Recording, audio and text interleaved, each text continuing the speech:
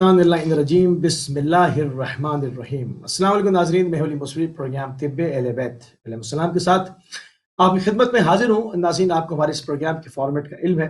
इसमें हमारे साथ अल्लामा सैयद जान अली शाह काज़मी साहब मौजूद होते हैं और जो भी तिब्बे अहले बैत अलैहिस्सलाम के नुस्खे आपको इस प्लेटफॉर्म से बताए जाते हैं, वो आपकी हमेशा याद दहानी करते हैं। आपकी अज़ान आलिया तक ये गुजारिश करते हैं कि आप उन तमाम नुस्खों को अपनाने में पहले अपनी जीपी के साथ राब्ता करेंगे, उनके मशवरे के साथ इन तमाम चीज़ों के ऊपर अमल पैरा होंगे। और इसमें हम लाइव नंबर नहीं लगाते क्योंकि इसमें हमें आपकी प्राइवेसी जो है वो ज़्यादा मकसूद होती है।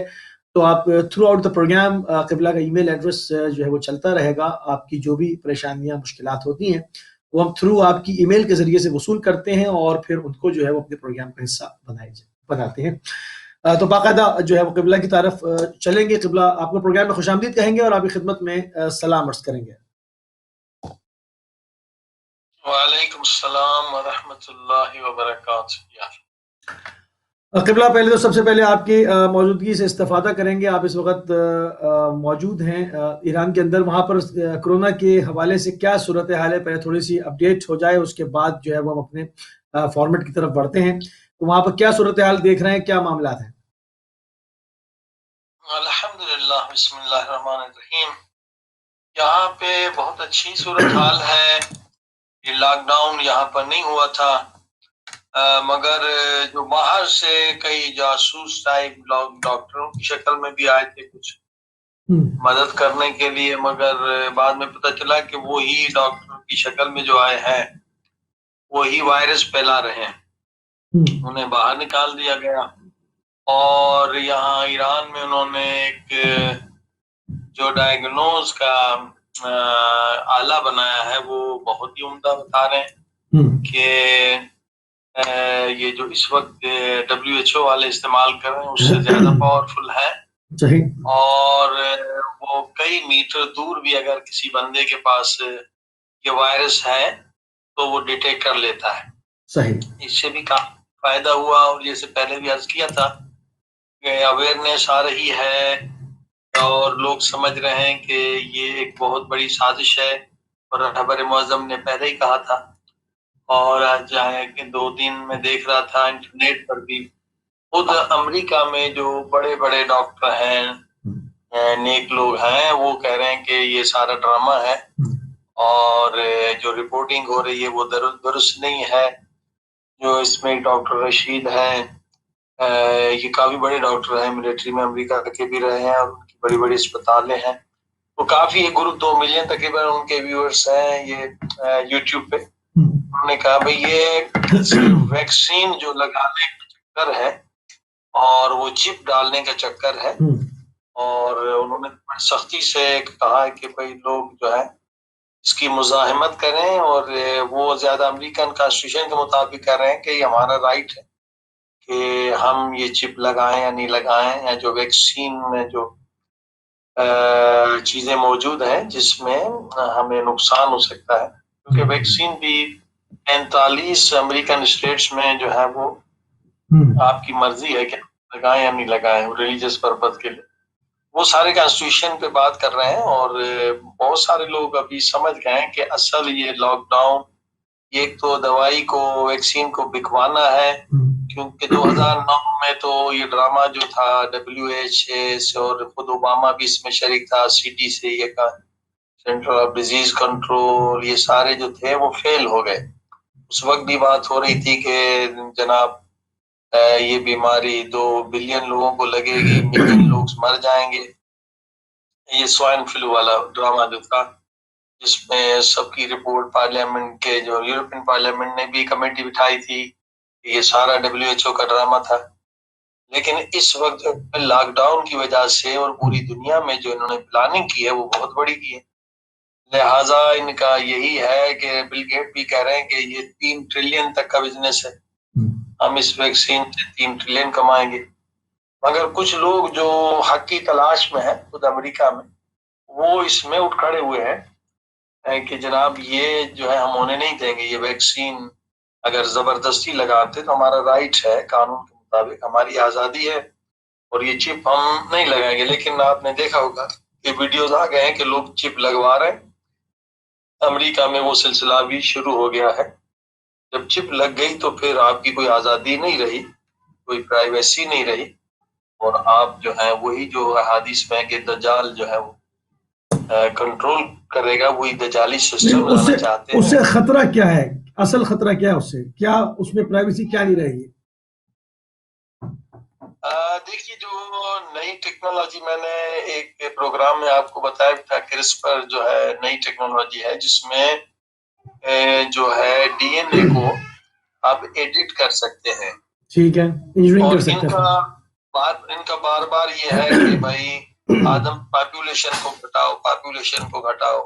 बिल गेट का यही है कि, और वैक्सीन भी, अक्सर जो वैक्सीन है वो भी इंसान को जो है नामर्द बना देती है, यानी वो औलाद के एतबार से नामर्द हो जाए, औलाद पैदा नहीं होती। तो एक तो ये है कि इनका ये है कि पॉपुलेशन घटाने के लिए वो वैक्सीन लग गई तो फिर चांसेस कम हैं आपके साहिब औलाद होने के। और फिर उसके अलावा वो जिन कौमों को अगर नाबूद करना चाहते हैं, मसलन फर्ज करिए कि एंटी मुस्लिम जो इमोशंस लोगों में पाए जाते हैं, कि खुद भी ट्रम्प ने कहा था कि मैं अगर जीत गया तो मसाजिद को बंद कर दूंगा, तो एंटी मुस्लिम और खुद डिस्क्रिमिनेशन यानी आपका कहने का मकसद यह है कि जो गॉड जीन पाई जाती है दिमाग के अंदर, उसको अगर सुला दिया जाए तो इंसान का राब्ता जो है वो खुदा की जानिब नहीं होता, फिर यानी गॉड जीन के ऊपर काम करेंगे, ये कहना ये चाहते हैं आप? हाँ, वो भी कर सकते हैं। मसलन किसी कौम की इंटेलिजेंस को खत्म करना है तो एडिट यानी कम भी कर सकते हैं, ज्यादा भी कर सकते हैं, जो ये नई टेक्नोलॉजी आ गई है।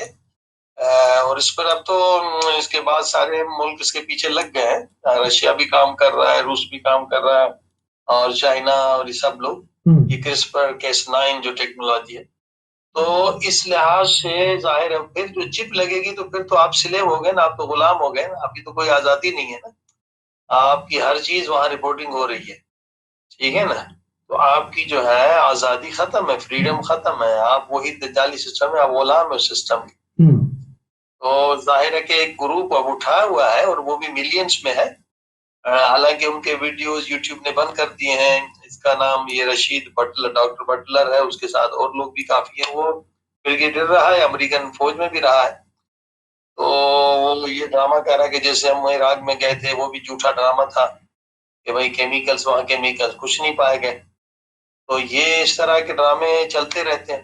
ठीक है, तो इंशाल्लाह ठीक है, सही। तो आगे बढ़ते हैं और आज के मौजू को जो है वो सामने रखते हैं। जो भी हमने ईमेल्स रिसीव की हैं उसमें अमूमन लोगों ने जो सवालात किए हैं वो आपके सामने रखते हैं। दुनिया में दिल की बीमारियों में जो है वो सबसे ज़्यादा अमवात होती हैं, और दिल की बीमारियों में कहते हैं कि जी वो कोलेस्ट्रॉल के बढ़ जाने से जो है वो सबसे ज़्यादा मामला है। तो इसमें कितना कोलेस्ट्रॉल का अमल दखल है दिल की बीमारियां पैदा होने में और इस वजह से जो है वो अमवात होने में, और इसको किस तरह से कोलेस्ट्रॉल को घटाया जाए, जरा इसके ऊपर रोशनी डालें तिब्बे अहले बैत अलैहिस्सलाम के हवाले से। देखिए, कोलेस्ट्रॉल एक तरह से जो रिसर्च हुई है, मैं तफसील से भी बताऊंगा, उससे साबित हुआ है कि कोलेस्ट्रॉल लेवल अगर कुछ ज्यादा हो तो खतरा है हार्ट अटैक होने का। ठीक है ना। तो उसके बाद जो है ये दवाएं जो आ गई हैं कोलेस्ट्रॉल घटाने की, जिसमें सभी दवा में जो चीज एक इस्तेमाल हो रही है वो है स्टेटिन, ठीक है ना। मगर याद रखिए कि आप जब भी कोई दवाई इस्तेमाल करते हैं तो लाजमी है कि उसके साइड इफेक्ट जरूर पढ़ा करें, ठीक है ना, क्योंकि वो हर पर्चे में लिखा होता है कि उसके ये साइड इफेक्ट्स हैं। बहुत सारे लोग बेचारे नहीं पढ़े लिखे तो दूसरों से पढ़वाएं, तो ये यानी बिल्कुल खुदकुशी के मुतरादिफ है। मसलन अगर आप किडनी पेशेंट हैं, एक दवाई ले रहे हैं, उसमें लिखा हुआ है कि भाई किडनी पेशेंट को नहीं लेना चाहिए, मगर लोग ले लेते हैं तो उनकी जान को खतरा होता है।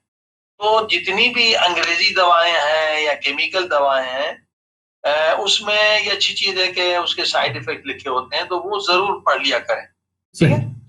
क्योंकि अगर साइड इफेक्ट आपने नहीं पढ़ा तो उसके नतायज बड़े खतरनाक होंगे। अब जो मेन दवाई इस्तेमाल होती है कोलेस्ट्रॉल घटाने में, उसमें जो एक खास चीज है वो है स्टेटिन, STATIN। अभी जो ये सिलसिला शुरू हुआ, दवाई को इनको अप्रूव किया गया, इस दवाई को स्टेटिन को FDA, को सबसे बड़ा इदारा है अमेरिका का, फूड और ड्रग की एडमिनिस्ट्रेशन का, जब वो ओके देता है तो फिर दवाई अमेरिका की मार्केट में आती है। और तकरीबन थर्ड वर्ल्ड कंट्रीज वाले तो फिर अंधी तकलीद करते हैं, जो FDA ने ओके कर लिया वो दवाई सारी दुनिया में चलती है।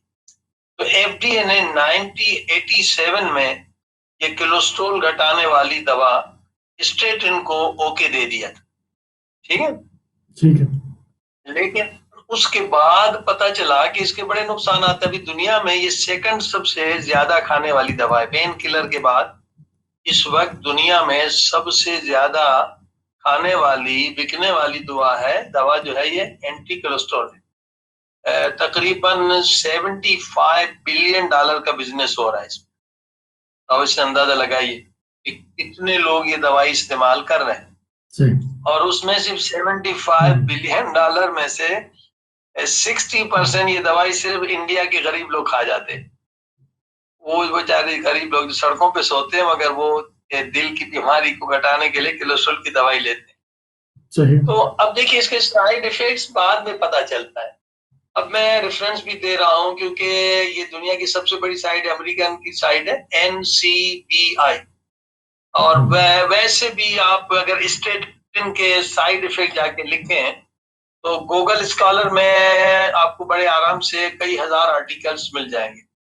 तो मगर ये सारे आर्टिकल्स जो है ये NCBI में मिल जाते हैं, और सबसे बड़ी पावरफुल साइट है और सब लोग जानते हैं जो खुसूसन रिसर्च में है। तो ये 25 फरवरी को ये आर्टिकल छपा है 2015 में, ठीक है। ये NCBI की साइट पे मौजूद है। ये बताते हैं इस statin use and risk of primary liver cancer, ठीक है ना, कि ये दवाई तो 1918 से चली, लेकिन 2015 में जाके पता चला कि ये स्टेटिन का नाम अलग होंगे, लेकिन जितनी भी कोलेस्ट्रॉल घटाने वाली दवा है उसमें स्टेटिन नहीं होता है। ये जो है लिवर कैंसर करता है। नहीं तो ये पहले क्यों नहीं मालूम था? जब आप एक चीज, एक प्रोडक्ट बनाते हैं, उसको इस्तेमाल करते हैं, शामिल करते हैं, तो उसके फॉर्मूला में उसके साइड इफेक्ट्स का क्यों नहीं पहले से इल्म था कि ये और क्या कर सकता है? अच्छा, ये फिर आपने बड़ा अच्छा सवाल किया है।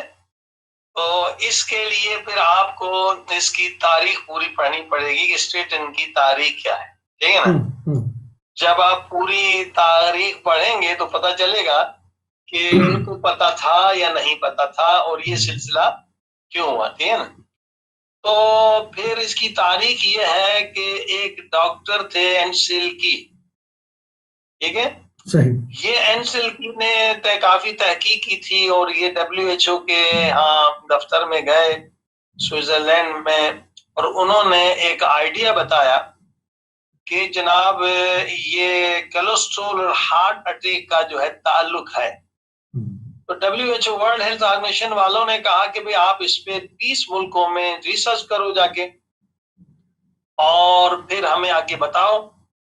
तो तकरीबन उसका जो 20,000 के करीब जो भी था उसका खर्चा भी उन्हें दिया गया, और ये डॉक्टर की ने ये सिलसिला शुरू किया, ठीक है। 1950 में बात थी, 1955 में सिलसिला शुरू किया। इसने करना तो था 20 मुल्कों में, मगर इसने सिर्फ 7 मुल्कों में रिसर्च की।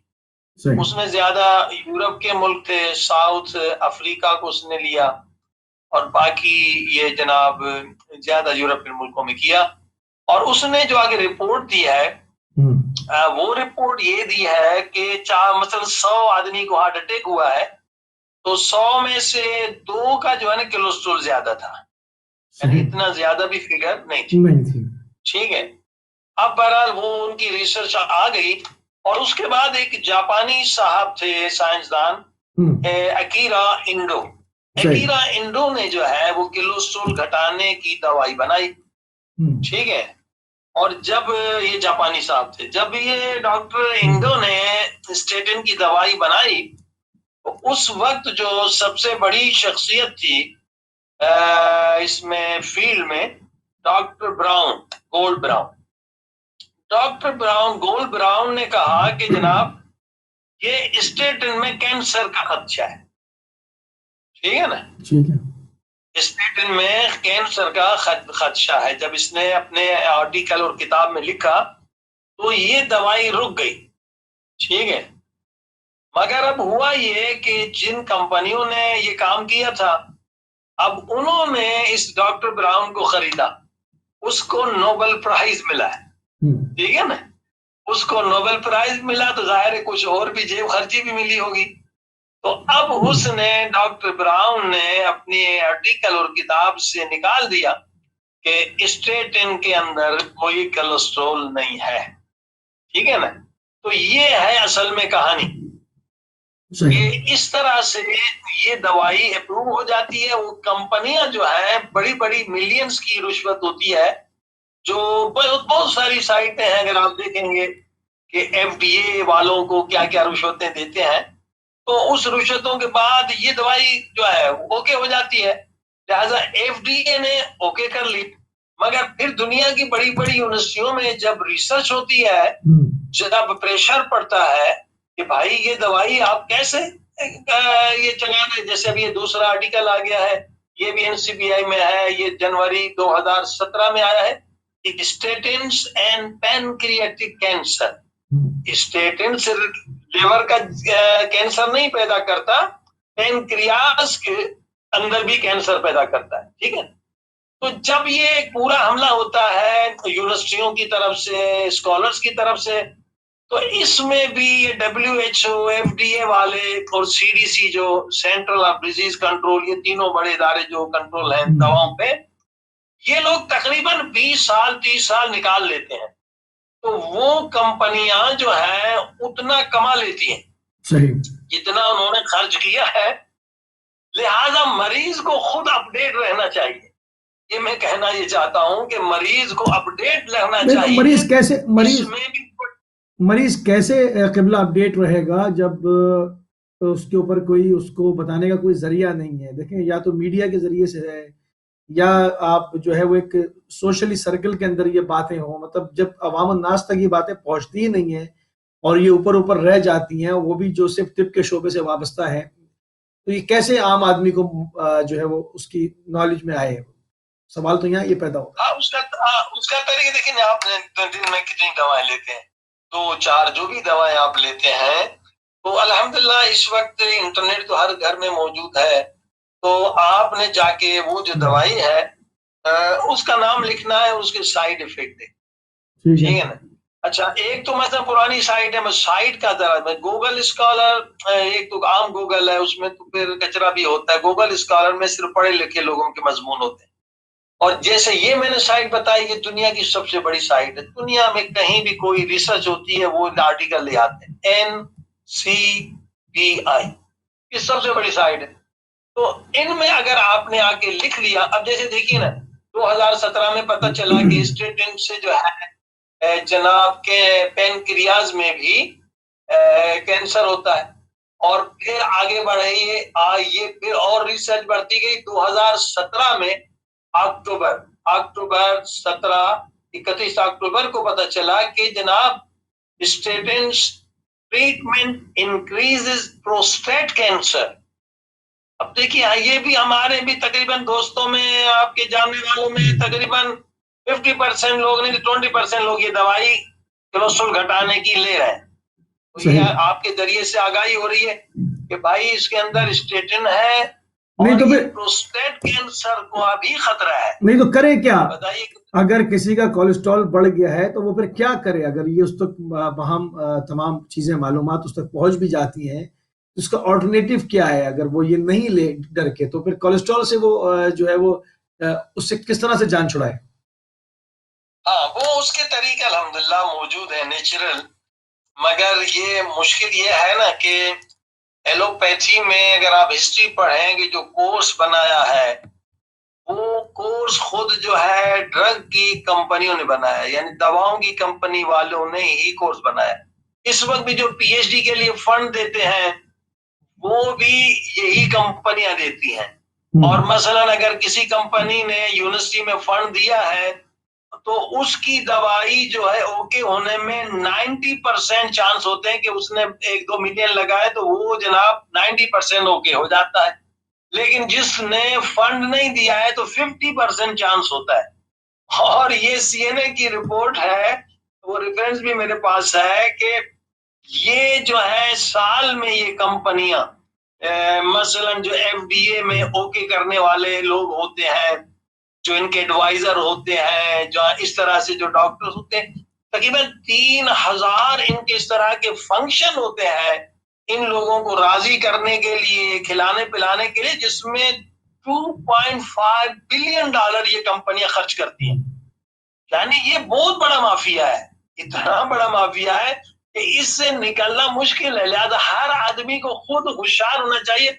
अब देखिए 5 डॉक्टर्स हैं अमेरिका ने, उन्होंने एक किताब लिखी है, वो जबरदस्त किताब है, हर आदमी फ्री में इंटरनेट पे आप डाउनलोड कर ले, डेथ बाय मेडिसिन, यानी आप दवाई से मौत खरीद रहे हैं, डेथ बाय मेडिसिन। एक डॉक्टर जो है गेरी नल है, ये जो है डॉक्टर गेरी है, दूसरा कैरोलिन है, ये एमडी डॉक्टर है, मार्टिन है, ये भी एमडी डॉक्टर है, चौथा ये डेबोरा है, ये एमडी डॉक्टर है, फिर डोर्थी ये पीएचडी डॉक्टर है। इन्होंने जबरदस्त बात कही है जो आवाम को मालूम नहीं होती। कह रहे हैं आपको पता है कि साल में कितनी, ये सिर्फ अमेरिका तक इनका स्टेटस है जो भी इनके पास है डेटा, कह रहे हैं कि साल में सिर्फ अमेरिका में आपको पता है कि कितना ड्रग से रिएक्शन होता है। 2.2 मिलियन लोग जो दवाई लेते हैं उनको रिएक्शन होता है। अब रिएक्शन में फिर कितने बचते मरते, फिर उसका अलग हिसाब है। और फिर कहते हैं कि जब अननेसेसरी जो एंटीबायोटिक दिया जाता है, वैक्सीन दिया जाता है, तब जैसे अभी एक जनाब वायरस आ गया है, 20 मिलियंस, पूरा इनके पास रेफरेंसेस भी हैं, डेटा भी और किताबों के हवाले, जहां से उन्होंने किताब लिखी है, जबरदस्त है। 20 मिलियन अननेसेसरी लोगों को एंटीबायोटिक और वैक्सीन दिया जाता है। और कह रहे हैं कि अननेसेसरी जो ऑपरेशन दुनिया में हो रहे हैं वो 7.5 मिलियन है। अब बताइए, हमारे डॉक्टर दोस्त थे, डॉक्टर गजन फरदी है न्यू जर्सी में, हार्ट के सबसे बड़े डॉक्टर अमेरिका में थे, वही कहते थे कि आजा 40 से 50% जो हार्ट ऑपरेशन हो रहे हैं वो बिजनेस है, अननेसेसरी है। अल्लाह पाक ने जो दिल का रग बनाया है वो पाम के रग से बहुत पावरफुल है। तो वो अगर आदमी एहतियात करे तो ऑपरेशन के बगैर ज्यादा जिंदा रह सकता है। ऑपरेशन के बाद कई प्रॉब्लम क्रिएट होते हैं।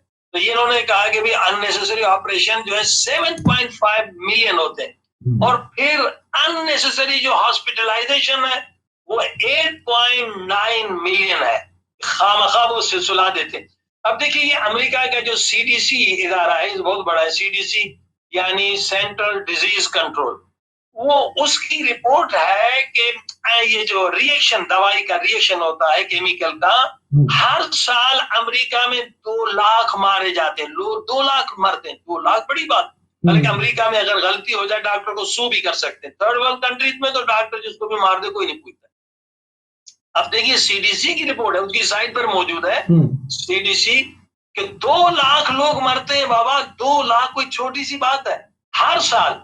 अब 2 लाख अगर मरते हैं तो वहां की पॉपुलेशन फर्क 33 करोड़ या 32-33 भी लगा ले, तो उसके एतबार से आप लगाइए तो दुनिया में कितने लोग मरते होंगे। तो अगर कम से कम भी अगर आप ले लें फिगर, तो दुनिया में 4 मिलियन से ज्यादा लोग, यानी 40 लाख से ज्यादा लोग जो है किससे मरते, ये दवाई के रिएक्शन से मरते। लिहाजा इन्होंने किताब बहुत अच्छी लिखी है, डेथ बाय मेडिसिन। आप पैसे देके मौत न खरीदें, थोड़ी सी मालूमात होनी चाहिए। मसला अभी यही तकरीबन मेजॉरिटी हमारे लोग जो है, दोस्त अहबाब रिश्तेदार, वो सुन रहे हैं कि स्टेटिन ले रहे हैं। भाई स्टेटिन का क्या नुकसान हो गया, ये पेन प्रोस्टेट कैंसर भी देता है, लिवर कैंसर भी देता है, पेनक्रियाज कैंसर भी देता है। तो अब इसका सारे कैंसर थे जी। तो अब इसका जो नेचुरल तरीक़े इलाज क़िबला उसके ऊपर आते हैं कि तिब्बे मासूमीन अलैहिस्सलाम में से कोलेस्ट्रॉल घटाने के लिए क्या करना चाहिए, और अगर कोलेस्ट्रॉल बढ़े ही नहीं इसके प्रिकॉशंस भी होने चाहिए कि वो भी ज़रा अर्ज़ कर फरमा दें कि कोलेस्ट्रॉल बढ़े ही नहीं, मगर अब जिसका बढ़ गया है उसको किस तरह से घटाना है, इन दोनों चीजों पे काम हो जाए, ताकि जिन लोगों को ये प्रॉब्लम है या होने खुदा न खास्ता जा रही है, तो वो सभी जो है वो हमारे इस प्रोग्राम के तवस्सुस से महफूज रहें। देखिए ना, केमिकल जब आप लेते हैं ना तो बहुत एहतियात करें।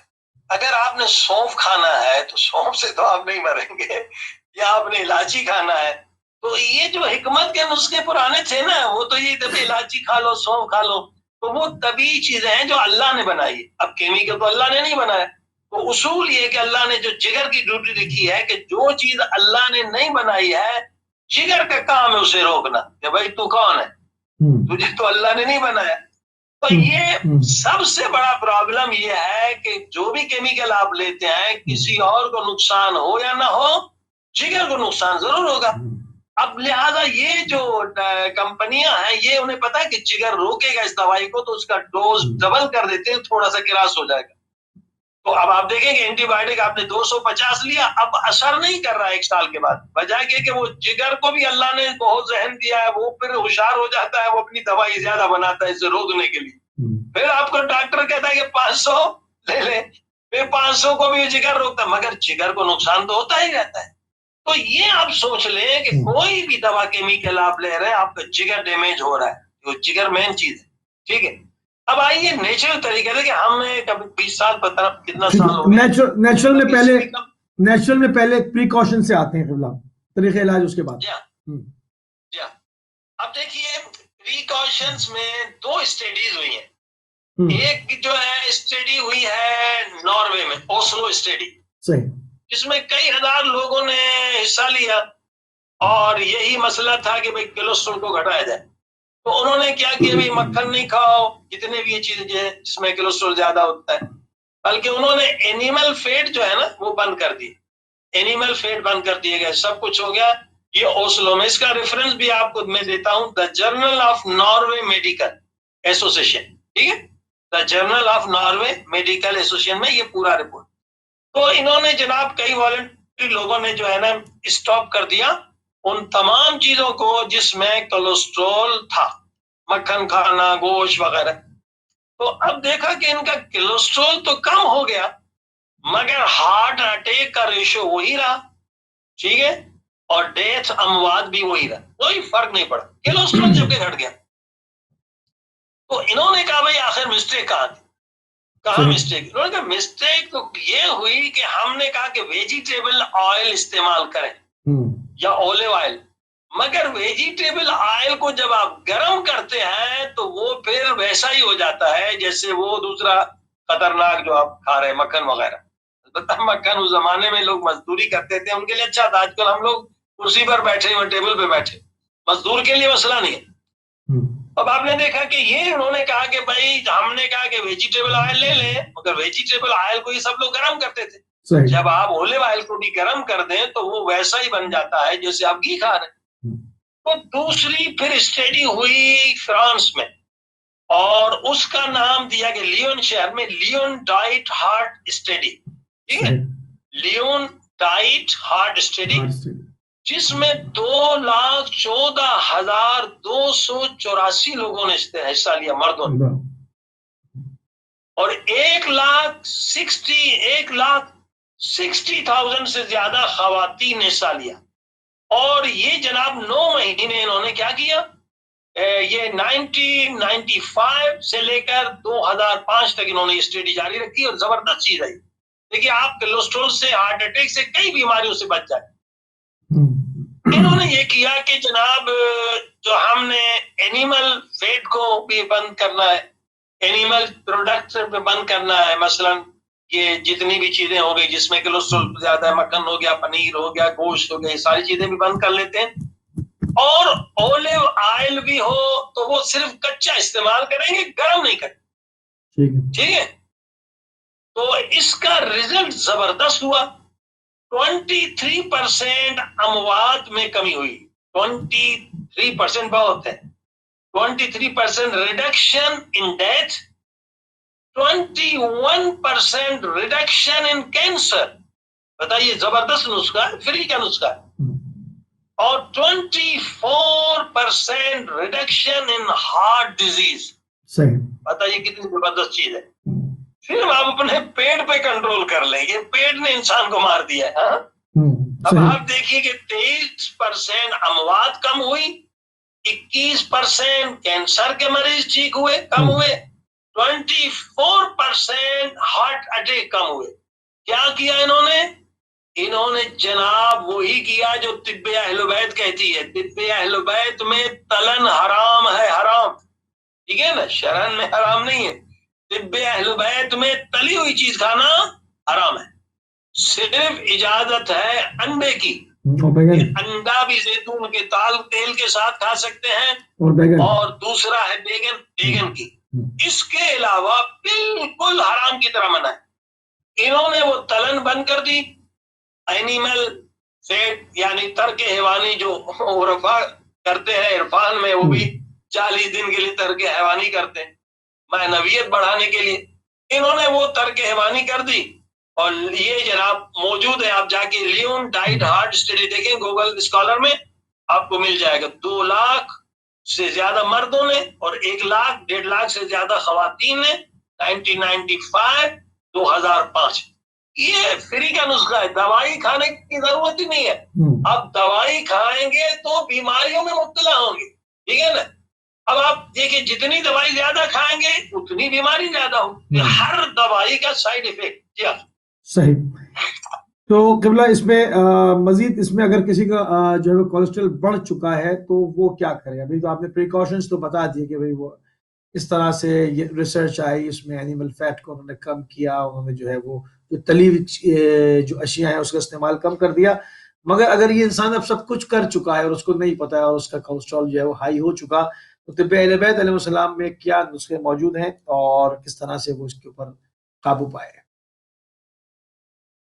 अल्हम्दुलिल्लाह, बिस्मिल्लाहिर्रहमानिर्रहीम। तिब्बे अहले बैत में इसका बड़ा सिंपल इलाज है, बहुत आसान इलाज है, जिसका कोई साइड इफेक्ट भी नहीं है बल्कि साइड बेनिफिट्स हैं। सही। वो है सना मक्की के पत्ते। सिना इंग्लिश में भी सिना है, SIN से भी आता है, NA से भी आता है। वो आपने यूज करने का, बहुत ज्यादा कोलेस्ट्रॉल है तो 3 दिन कंटिन्यू आप ये जो है चाय बना के पिए, सिना के पत्तों के, उसमें गुलाब के फूल भी डाल दें। अलबत्ता 10 दिन भी कंटिन्यू कर सकते हैं अगर बहुत ज्यादा कोलेस्ट्रॉल।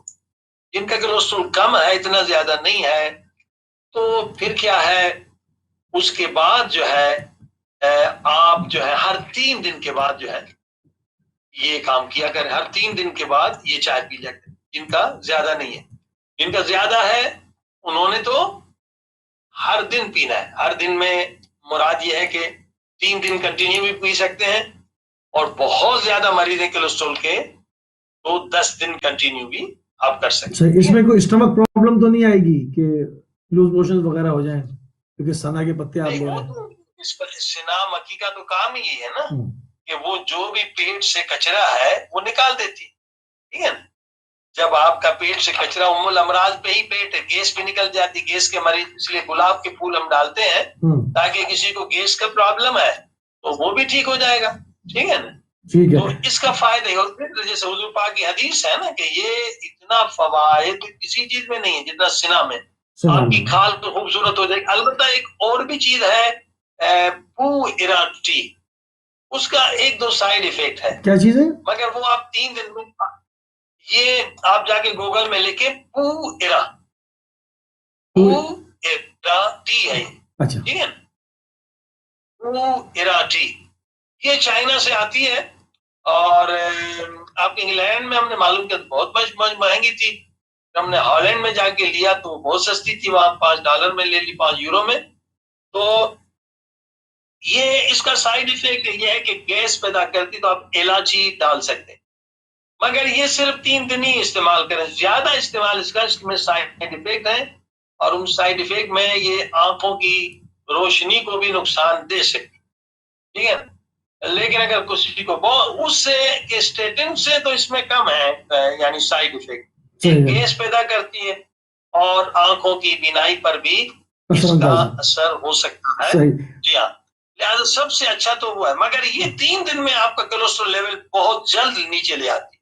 ठीक है। अच्छा, सिना सिनक कितनी लेनी है उसका थोड़ा सा तरीक़ाकार वज़ा कर दें, क्योंकि अगर बाज़ वो लोग जिनका कोलेस्ट्रॉल लेवल ज़्यादा होगा और उसमें इंटरेस्ट रखते हैं कि वो इससे साइड इफ़ेक्ट से इन तमाम चीज़ों के बचें और कोलेस्ट्रॉल लेवल को भी अपने कम करें, तो उनके लिए एक जामे नुस्खा तैयार हो जाए कि कितने चमचे सना के हों, उसमें कितने गुलाब के फूल हों, कितने टाइम दिन में लेना है और कितनी मिकदार में, ताकि एक मुकम्मल उनको एक ज़ाब्ता दे दिया जाए ताकि उनको सही इसके ऊपर जो है वो शिफा हो।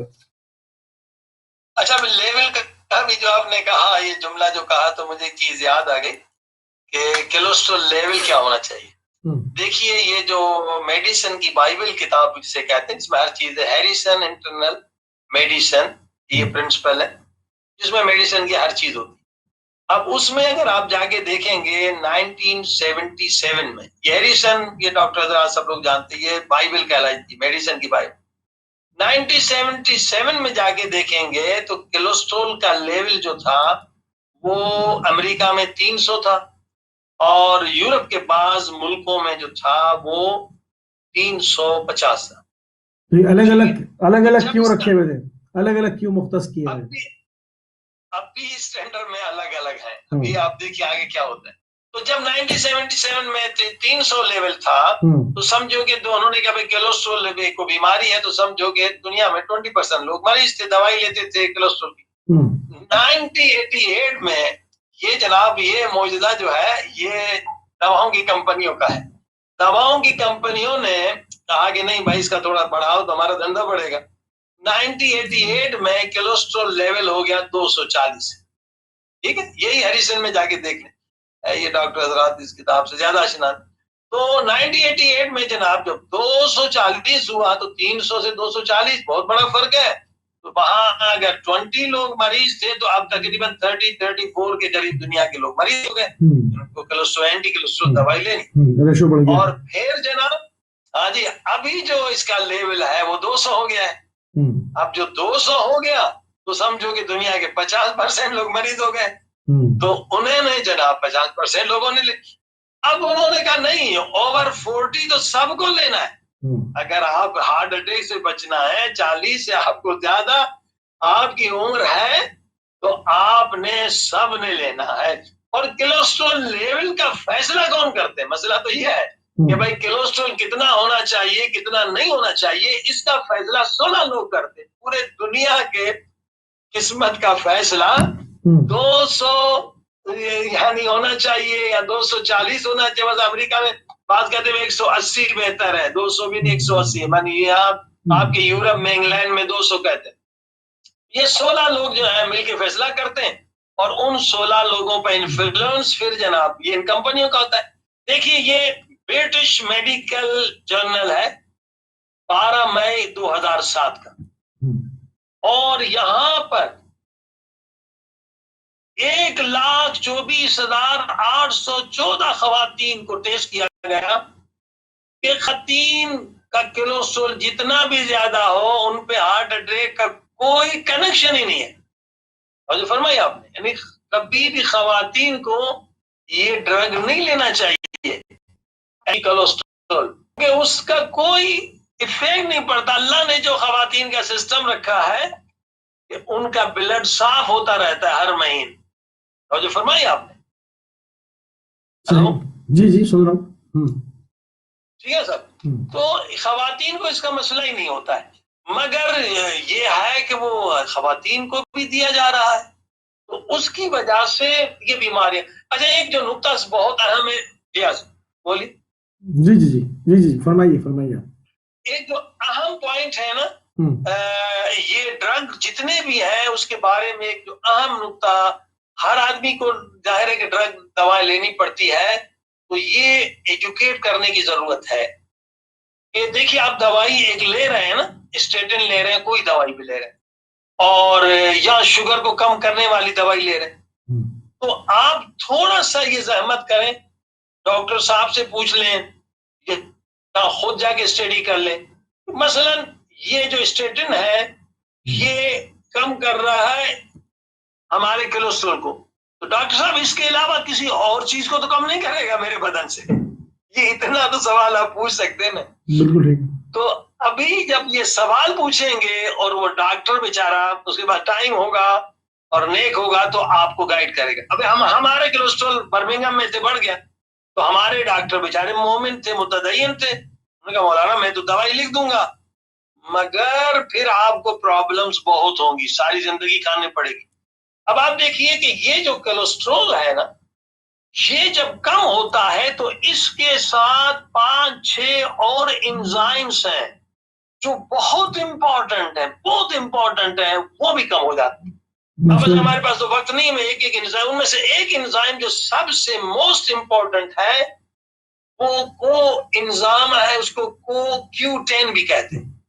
को एंजाइम Q10 जो है, ये जब कोलेस्ट्रॉल कम होता है तो CoQ10 भी कम हो जाता है। अच्छा, ये बहुत इंपॉर्टेंट, ठीक है। अब ये अब रेफरेंस अगर आप चाहते हैं तो मैं रेफरेंस भी दे दूं आपको, ये भी NCBI है और ये 2007 जून में ये जो है आर्टिकल आया है कि इसका क्या रिलेशन है। स्टेटिन जहां कोलेस्ट्रॉल को कम करता है, CoQ एंजाइम को भी कम करता है। अब ये इसकी इबारत है कि जब ये कम हो जाता है तो प्रॉब्लम्स शुरू हो जाते हैं, ठीक है। अब CoQ10 क्या करता है, अब ये मैं इबारत पढ़ रहा हूं, CoQ10 इम्प्रूव्स एनर्जी। बताइए, हमारी एनर्जी खत्म हो जाएगी तो हम क्या काम करेंगे। Improves energy and the immune system, immune system यानी कुव्वत मुदाफिया, and acts as an antioxidant. अब ये तीन कितने बड़े अहम काम है, यानी आपको एनर्जी देता है, आपका इम्यून सिस्टम को मजबूत करता है। इम्यून सिस्टम यानी कुव्वत मुदाफिया। जब इम्यून सिस्टम कम हो गया तो हम तो हर बीमारी में मुब्तला हो जाएंगे।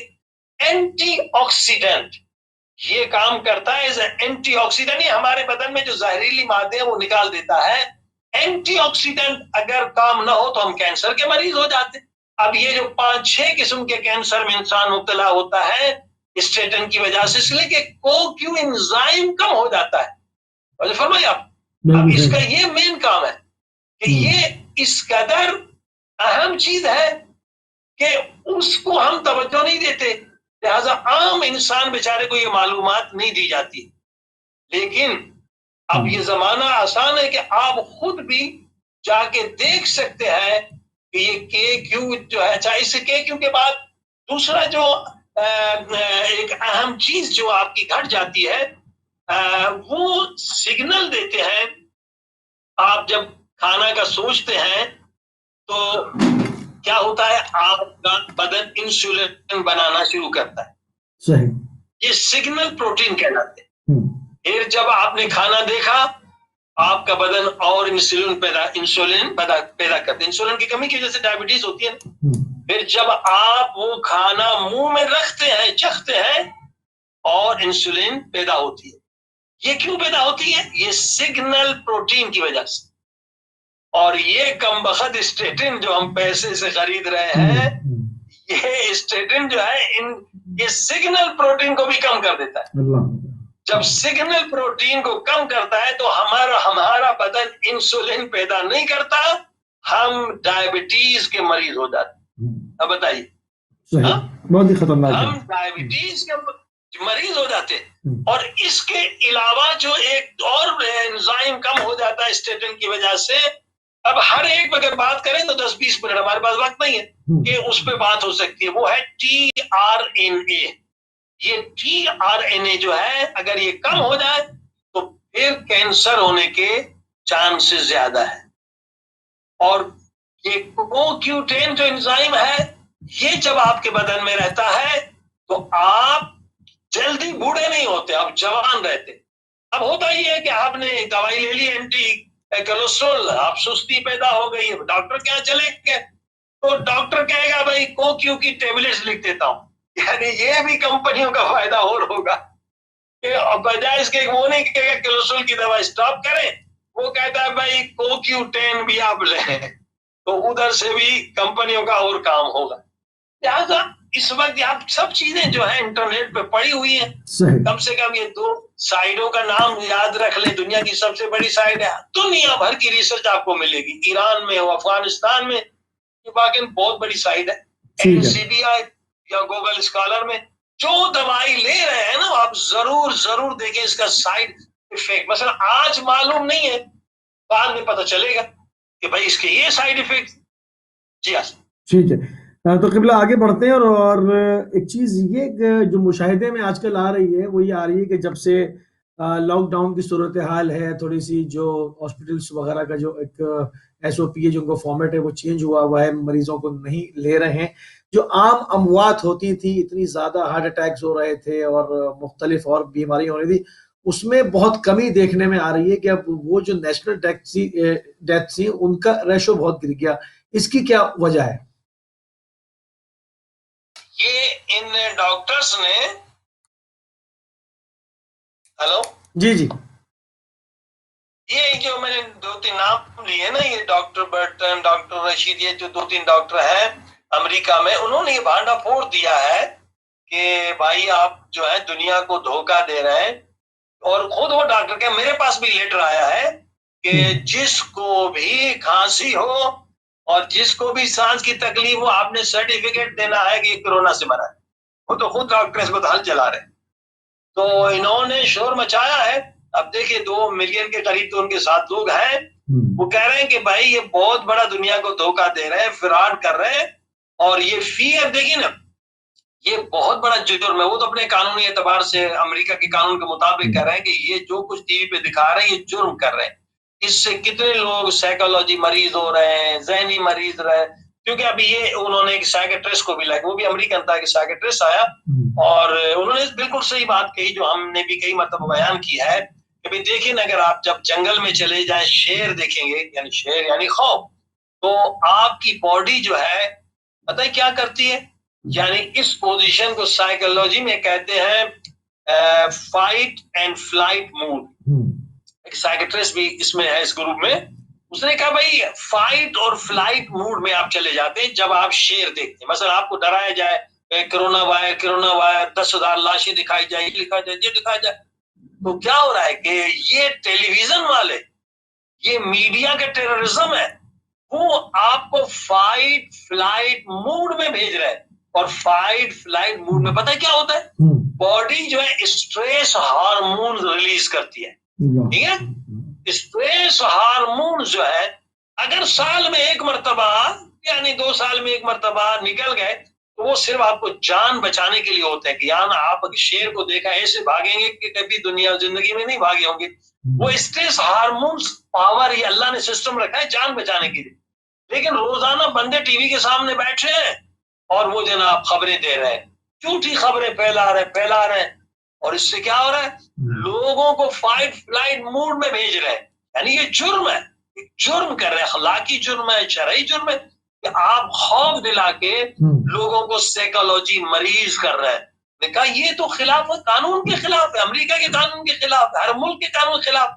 अब अपने मुल्क के बंदों को डरा रहे हैं, खौफ दिला रहे हैं, तो जाहिर है कि बंदे ज़हनी। और कोई कहा जब स्ट्रेस हार्मोन रिलीज होते हैं तो जनाब कोई बीमारी हो या नहीं, बंदा तो वैसे ही मर जाएगा, वैसे ही बीमार हो जाएगा। स्ट्रेस हार्मोन जब निकलते रहे हैं, दिन में 2-3 मरतबा निकले, तो जो इम्यूनिटी पावर होता है वो जीरो हो जाता है, कुव्वत मुदाफियत जीरो हो जाती। जब कुव्वत मुदाफियत जीरो हो जाए तो बंदा किसी बीमारी में भी मर जाता। तो ये एक जुर्म है। और सिर्फ ये 2 मकसद है कि भाई 3-6 ट्रिलियन हम कमाएंगे। इस कदर तबलीग हो चुकी है कोरोना की।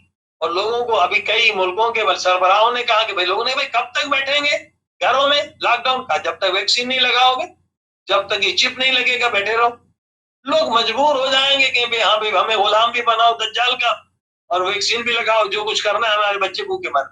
लोगों को मजबूर कर रहे हैं, एक तरफ से मजबूर कर रहे हैं और दूसरा ये जो। लेकिन 3 साल पहले जो है, बल्कि बिल गेट्स ने 5 साल पहले कोरोना वायरस की बात की, यानी ये प्री प्लान है। और ये जो इनकी कमेटी में इसके खास जो अभी कोरोना को बढ़ाने वाले ट्रम्प के साथ लोग हैं, उन्होंने 3 साल पहले ये कहा था कोरोना वायरस आने वाला। तो इनके पास कोई इल्म गायब था? ये इन्होंने खुद प्री प्लानिंग इस पे काम किया हुआ है कि पूरी दुनिया इक्तसाद पे कंट्रोल करना है, पूरी दुनिया को गुलाम बनाना है और फियर के जरिए से। इसका यही हल है कि लोगों में अवेयरनेस आए। जो वहां पे अमेरिका में भी ये कह रहे हैं कि भाई अवेयरनेस लाओ। और डरो नहीं, हुकूमत से नहीं डरो। सही। देखिए दो तरह के, एक बात, दो सिस्टम है। जो सही सिस्टम होता है, जमहूरी सिस्टम में हुकूमत पब्लिक से डरती है, फिरौनी सिस्टम में पब्लिक हुकूमत से डरती है। ठीक है। अच्छा कभी इसको एक और तरीके से डिस्कस कर लेते हैं, थोड़ा सा हमारे पास 10 मिनट तकरीबन हैं, जिसमें ये कहा जा रहा है, एक सवाल हमारे पास ये भी आया है कि इम्यूनिटी को जैसे कहा जा रहा है कि स्ट्रांग रखें, मगर अगर जैसे अभी आपने भी फरमाया कि अगर इंसान खौफजदा हो, डरा हुआ हो, स्ट्रेस हार्मोन उसके जिस्म में रिलीज हो रहे हो, तो इम्यूनिटी जो है वो जीरो हो जाएगी, और जब इम्यूनिटी बरकरार नहीं होगी तो किसी भी वायरस का, कोरोना वायरस का भी वो शिकार हो सकता है, हमला हो सकता है।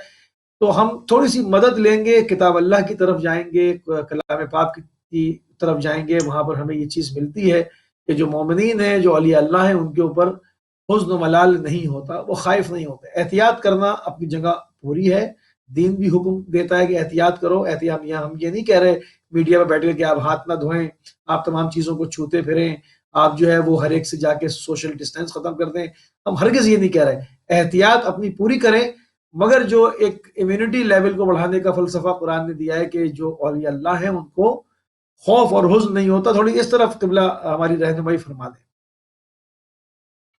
देखिए, मौत तो हक है, मौत एक दिन आने वाली है।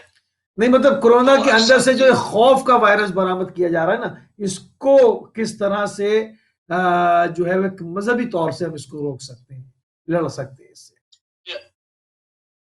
देखिए, सुबह की दुआ जो हमें सिखाई गई है नमाज फजर के बाद, बेहतरीन दुआ है, उफ़व्विज़ अमरी इलल्लाह। जब आप सुबह का आगाज करें, अपने सारे काम अल्लाह पाक के हवाले करें और अल्लाह की जात पे भरोसा करें। इसमें ये भरोसे मकसद ये नहीं कि आप खुद एहतियात न करें, आप एहतियात करें, बाकी चीजें अल्लाह के ऊपर भरोसा करें। इसमें खौफ की वजह लोगों की नॉलेज नहीं है। अगर वायरस के बारे में लोगों को नॉलेज हो जाए तो ये लोगों को बेवकूफ नहीं बना सकते। अब ये जो बता रहे इतने फीट ये सारी चीजें इसलिए लोगों को वायरस के बारे में मालूमात नहीं है। इंशाल्लाह कोशिश करेंगे कि कभी एक पूरा प्रोग्राम जो है ना, कि वायरस कितने होते हैं और किस कदर काम करते हैं और दिन में कितने वायरस हम पर अटैक करते रहते हैं, ये लोगों के पास इल्म नहीं है, इसलिए मीडिया इनको बेवकूफ बना रही है। खास वायरस के बारे में इल्म दिया जाए तो बहुत सारे झूठ इनके साबित हो जाएंगे, ठीक है ना। ये 2 करोड़ वायरसों के हम दरमियान रहते हैं ना। ये कुरान मजीद ने कहा, अल्लज़ी खलक़ल मौत वल हयात लियब्लुवकुम अय्युकुम अहसनु अमल। खुदा पाक ने ये मौत हयात को खल्क़ किया है ताकि हम नेक काम करें। मौत की तलवार हमेशा हमारे सर पे लटक रही, मगर कुरान मजीद ने कहा, लैसा बिज़ार है, दुनिया की कोई शय तुझे नुकसान नहीं दे सकती इल्ला बिइज़्निल्लाह, जब तक कि अल्लाह पाक का इज़्न हो। सुभान अल्लाह, बेशक है ना। यानी कोई वायरस भी आपको नुकसान नहीं दे सकता जब तक कि अल्लाह पाक का इज़्न न हो। तो जब ये दिल से खौफ निकल जाए, अब देखिए ना, पहले तो तीरों का था, भी जो मुजाहिदीन बॉर्डर पे जाते हैं तो गोलियों की बौछार होती है, मिसाइल रॉकेटों की बौछार होती है, टैंक जो अपने बम फेंकती है, ऊपर से जहाज अपनी बमबारी करता है। अब देखिए, फिर भी वहां से लोग जो गाजी बन के वापस आते हैं, तो ये कौन उन्हें बचाता है? सही। ये तो मौत के मुंह में जाते हैं। तो अब देखिए, जिसकी मौत लिखी हुई नहीं है वो जनाब 10 साल भी मैदान जंग से जिंदा वापस आ जाते हैं, और जिसकी मौत लिखी है वो अपने घर के बाथरूम में गिर के मर जाता है बगैर गोली के। तो एक मुसलमान ने का अकीदा जो है वो यही है, आप एहतियात करें, आप दवाई इस्तेमाल करें, मगर अल्लाह पाक के सिवा किसी और से डरना शिर्क है, शिर्क है। ला इलाहा में ये तमाम शिरकों को खत्म करना है कि किसी और का डर और खौफ है, तो अभी तक ईमान हमारे दिल में नहीं है। और इसी शिर की वजह से आज मुसलमान गुलाम है। मैंने कहा ना, जमहूरियत वो है कि हुकूमत पब्लिक से डरे। आज हमारी पब्लिक हुकूमत से डर रही है जनाब, मस्जिदों को छोड़ दिया, इमाम बारगाहों को छोड़ दिया, मजलिसों को छोड़ दिया। ये साबित है कि ये जमहूरियत नहीं है, डिक्टेटरशिप है, फिरौनियत। ये फौज का डंडा है, पुलिस का डंडा है। जमहूरियत असल ये है कि हुक्मरान पब्लिक से डरे। अब ये डॉक्टर यही कह रहे हैं कि भाई आप बाहर निकलो, ये जो कह रहे लॉकडाउन झूठ बोल रहे हैं। अस्पतालों में फिल्म बनी कि वो कह रहे हैं कि भाई ट्रम्प को फोन कर रहे हैं न्यूयॉर्क के वाले कि भाई हमारे यहाँ बस्तर कम है, नर्सें कम है। उसी अस्पताल में वो एक साहब चले जाते तो पूरा अस्पताल खाली है। इतना बड़ा झूठ बोल रहे हैं। हाँ जी, तो कह रहे इसका हाल ये है कि पब्लिक हुकूमत से न डरे, सड़कों पे आओ, बाहर आओ, कुछ भी कोरोना कुछ भी नहीं है। ये खामखा डरा रहे हैं, खामखा फियर पैदा कर रहे हैं ताकि दवाई लेने पे हर आदमी वैक्सीन लगाने पे मजबूर हो। और यही हाल पूरी दुनिया का। ईरान में कोई डर नहीं है, कोई लॉकडाउन नहीं, क्योंकि ईरान इनका गुलाम नहीं है, अमेरिका का गुलाम नहीं। बाकी यूरोप वाले भी अमेरिका से डर रहे हैं। एक दो मुल्क सुना है कि वहां पर लॉकडाउन नहीं है, वरना सारे मुल्क अब किसी को क्या लालच दिए, किसी को क्या डरा हुआ। तो ये असल पूरा एक ड्रामा है कि ताकि बिजनेस हो, मगर जुल्म कर रहे हैं और जुर्म कर रहे हैं। तो देखिए ये भी ख्वार होंगे, जलील होंगे। आखिर ये छुपेगी चीज नहीं। जिस तरह से स्वाइन फ्लू का पूरा ड्रामा जाहिर हुआ कि WHO ने $1 बिलियन इन कंपनियों को कमा के दिया, क्योंकि वो ही उन्हीं का नौकर है, उनको तनख्वाह वही देते हैं। अब आज भी वही है, CDC जनाब, FDA और WHO ऊपर वर्ल्ड बैंक, ये मिली भगत पूरी दुनिया के इक़्तिसाद में इन्होंने कब्जा किया हुआ है। जैसे आपने वर्ल्ड बैंक ने कहा कि 12 बिलियन, तो लाखों मरीज हो गए।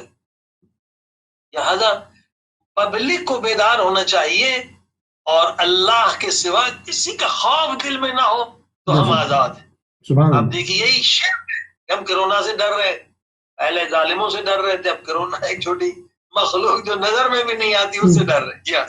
ठीक है, बहुत शुक्रगुजार है क़िबला आपके, निहायत मशकूर हैं और ममनून हैं। आपने एक मरतबा फिर एलेवेट TV को अपना कीमती टाइम दिया और जो हालात हैं उससे बाखबर भी किया, और जो नुस्खे हम तक जो सवालात पहुंचे थे उनके नुस्खे भी जो है वो मरहमत फरमाए।